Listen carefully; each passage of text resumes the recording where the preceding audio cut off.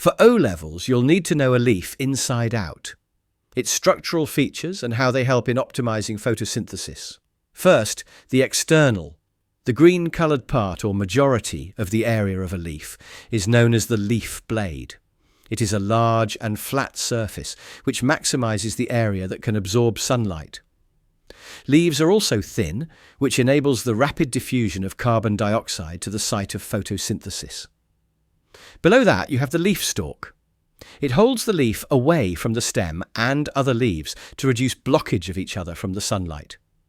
If you look at the middle, there is no Moses parting the sea of reeds. Instead, you will find the midrib of the leaf, which is actually the vascular bundles consisting of xylem and phloem, and you'll learn more about in another video. If we enlarge the leaf and take a closer look, you can see a network of leaf veins. They transport water and mineral salts to leaf cells, as well as the manufactured glucose in the form of sucrose to other parts of the plant. Upper epidermis layer.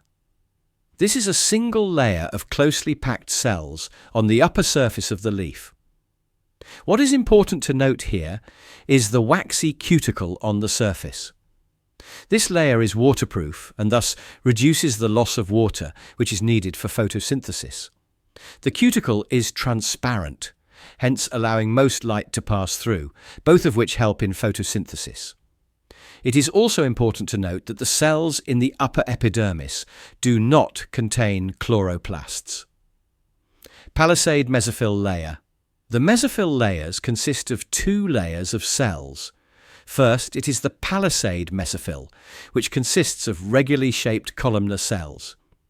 This means that their height is longer than their horizontal width. The most important thing to note is that this layer of cells contains the most number of chloroplasts, and since they are closer to the upper surface, it allows them to absorb more light than the cells below. Hence, this is where the main business of photosynthesis takes place in the leaf. Do take note, it is very important to spell out upper, since a leaf has two surfaces. Spongy mesophyll layer. The next layer is the spongy mesophyll cells. Unlike the palisade cells, the cells here are more irregular in shape. As a result, they are not neatly stacked, and this creates air spaces that facilitates gas exchange. Another feature of the cells is that, similar to alveoli in the lung, they are covered with a thin film of moisture to allow gases to dissolve so they can diffuse into and out of the cell. It is important to note that spongy mesophyll cells have a lower number of chloroplasts compared to the palisade cells. Nevertheless, their chloroplast content is still the second highest. Lower epidermis layer. The cells here are generally similar to the upper epidermis cells, with one major addition: they contain stomata. Stomata are pores that control the amount of gas diffusing in and out of the leaves.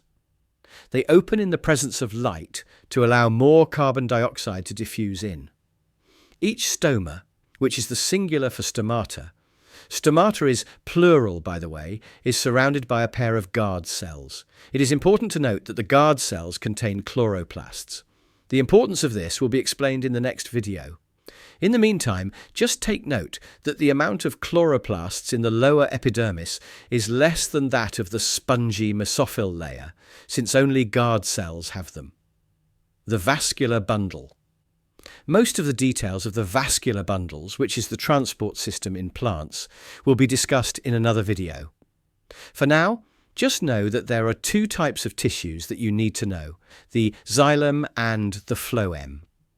By default, if the picture of the leaf is not inverted, in a typical leaf, the xylem is on top of the phloem.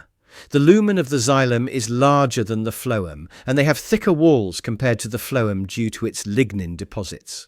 Xylem is responsible for the transportation of water and mineral salts to the leaf from the root. The flow is only in one direction, from the roots up to other parts of the plant. For the phloem, its job is to transport the products of photosynthesis, dissolved in water, from the leaves to other parts of the plant. The flow can be bidirectional, meaning the sucrose and amino acids can travel up or down the plant.